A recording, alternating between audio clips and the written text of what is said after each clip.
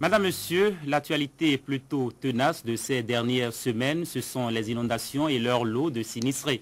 La page magazine de cette session d'information y sera consacrée. Nous ferons le tour des localités qui sont dans les affres de ce phénomène. À ce sujet, nous avons un invité sur ce plateau. Il s'agit de Placide Clédio.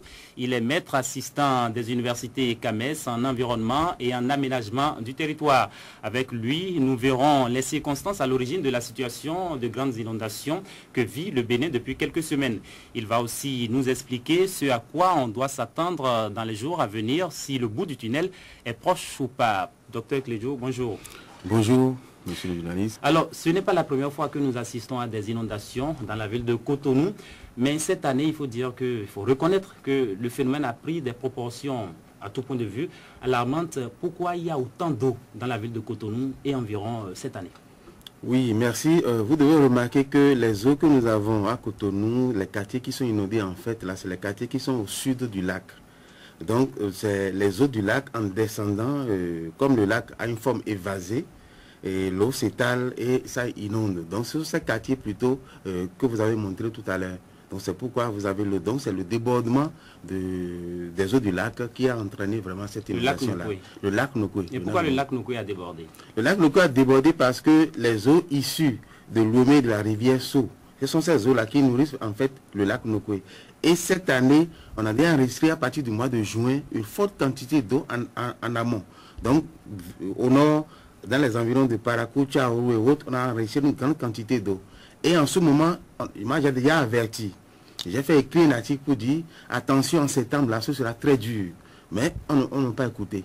Sinon, on devait prendre les précautions déjà avant que cela n'arrive. Et ce qui a fait que les zones débordées plus, c'est lié au changement climatique. C'est que la quantité d'eau qui est tombée est très importante.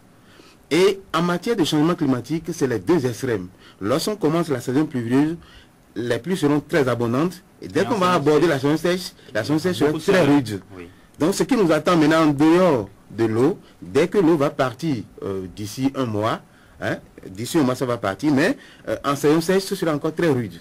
Donc voilà les deux essais qui nous attendent. Donc ce qui se passe cette année est bien particulier. Tout à l'heure, dans un repas, nous avons vu le collecteur XX. On a tout fait peut-être d'accuser les populations, on a tout fait d'accuser la mairie. Elles ont estimé que cet ouvrage, par exemple, qui a été réalisé à coût de milliards, n'a pas comblé les attentes.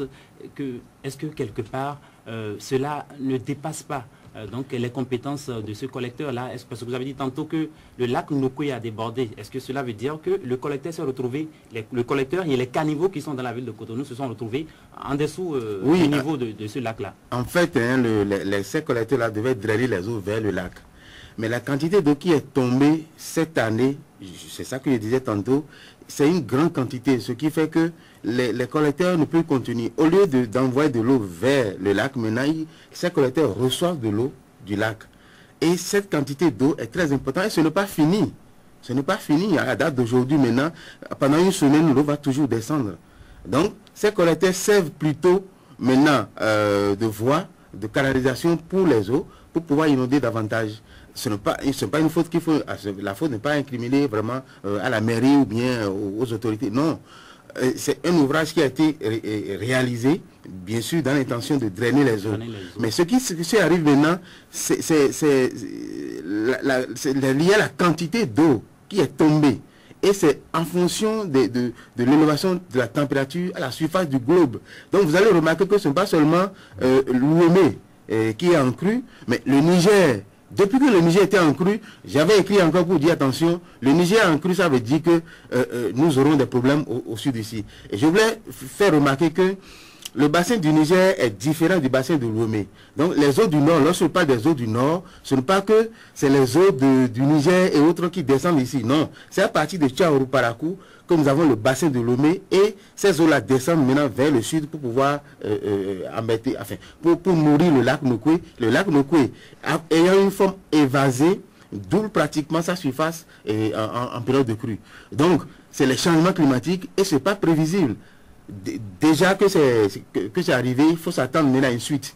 Et je vais profiter pour dire, ce n'est que le début en réalité. Je ne veux pas accorder la population, mais j'ai déjà... Le calvaire, vous voulez dire? Oui. Le début du calvaire. Oui, c'est vraiment au début, parce qu'il y a événement qui doit suivre en dehors de ce que nous enregistrons maintenant. Les études ont démontré qu'avec l'élévation de la température, le Groenland qui est au pôle va fondre totalement. Et dès que le Groenland fond, ça va relever le niveau des mers de 7 mètres. Et les études ont démontré que c'est à partir de 2015 que ça va commencer. Donc, en dehors de ce que nous voyons maintenant, où on a été de crier, il y aura encore autre chose après. Donc, prenons nos précautions pour ne pas tomber vraiment dedans. Vous avez dit tantôt que les eaux descendent du nord et viennent s'asseoir, si on pourrait dire, à Cotonou. Pourquoi est-ce que les eaux descendent du nord? Pourquoi est-ce que ces eaux-là ne peuvent pas rester du côté du nord, simplement? Oui, le Bénin, à partir de Parakou, est bombé. Hein, pour m'exprimer comme ça. Une partie descend vers le Niger et une partie descend vers le sud. Donc, dès qu'il pleut là-bas, les eaux suivent maintenant le fleuve Oumé et la rivière Sou pour descendre. Et le lac Noko sert de réceptacle d'abord.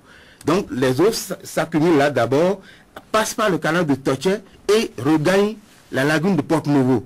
Et de la lagune de Porte-Nouveau, ça continue maintenant et l'embouchure est au Nigeria. Donc, tout ceci ira vers la mer au Nigeria. Ce n'est pas seulement par le chenal de Cotonou que les eaux qui descendent là devaient aller vers la mer.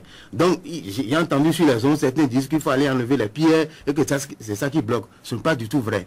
Parce que les pierres sont toujours là. Chaque année, il y a toujours les hautes eaux. Mais ceci, maintenant, c'est exceptionnel. On n'a jamais enregistré ça. Donc, ce n'est pas en enlevant les pierres là que l'eau va partir. C'est lié à la forte quantité d'eau qui est tombée et que le sol ne peut pas vraiment absorber tout de suite. Donc, le phénomène peut s'expliquer aussi par la qualité des sols que nous avons. Non, ce n'est pas la qualité des sols, c'est que le sol s'est imperméabilisé avec l'urbanisation. Il y a beaucoup de constructions, il y a des pavés qui sont construits, il y a des goudrons qui sont réalisés. Donc, avec les infrastructures, le sol s'est imperméabilisé. Et il faut reconnaître que nous n'avons pas une politique de gestion des inondations. C'est lorsque les inondations arrivent que nous essayons vraiment de trouver la solution. Sinon, depuis le mois de juin, j'avais déjà annoncé, j'avais même proposé qu'on crée une agence pour la gestion des risques en général. Lorsqu'il y a eu les tremblements de terre ici, c'est la même chose. Chacun expliquait comme il voulait et puis il n'y a aucun appareil sur le plan national pour pouvoir gérer ces genres de catastrophes. Oui. Et dès que ça arrive, on est tout menté. C'est parce que au niveau du séisme, par exemple, la périodicité est très grande. Bon, tout le monde a oublié. C'est la même chose. Créons une agence de gestion des risques. Et cette agence-là devait se contenter d'enregistrer maintenant les eaux en amont et dire attention, cette année-là, il faut prendre telle mesure avant que les eaux ne descendent. Et ce que on propose maintenant, au niveau du bassin de Lomé, il faut occuper les eaux, faire des irrigations, utiliser les eaux pour l'agriculture et ne pas les eaux couler gratuitement vers la mer. Et on va réglementer les eaux. Allez sur le net, vous allez voir, j'ai vu que le ministre de l'énergie a lancé l'appel d'offres pour la construction de 5 barrages sur Lomé. Ça veut dire que tout ceci peut contribuer à réglementer les eaux pour que les eaux vraiment n'inondent Cotonou. Ok, c'est un appel que vous, un SOS que vous lancez là. Tout à fait. À travers vos explications tout à l'heure, j'ai compris que les populations de Cotonou ne sont pas encore au bout de leur peine, le bout du tunnel n'est pas proche. Bientôt, de nouveaux quartiers seront inondés. C'est bien ça? Non, pas de nouveaux quartiers, c'est rien que les quartiers qui seront au sud là, ça va s'accentuer parce que la descente n'est pas encore terminée. Si vous, dans vos reportages, vous allez voir qu'à Parakou, il continue de pleuvoir. Et tant que la pluie continue au nord, ces eaux-là vont descendre et venir au sud et ça va s'étaler, ça c'est sûr. Alors la solution que moi je vois tout de suite, oui. Nous sommes déjà dedans, il ne s'agit pas d'incriminer qui que ce soit, c'est qu'il faut déplacer les populations. Et ça se fait spontanément déjà.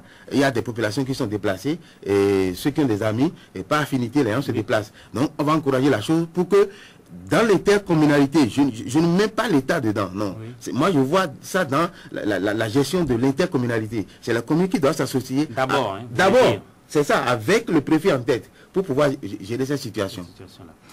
La crue du fleuve Ouémé, on pourrait dire, ce qui malmène les populations de la vallée de l'Ouémé et environ, une crue bien particulière. Professeur Dr Clédio, est-ce qu'à l'avenir, ce sera comme ça chaque année? Oui, en septembre, de façon cyclique, on a toujours les hautes eaux.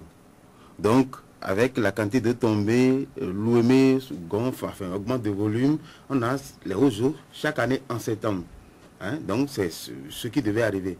Mais c'est la quantité d'eau tombée qui explique maintenant la crue, ces grosses eaux exceptionnelles que nous appelons maintenant la crue.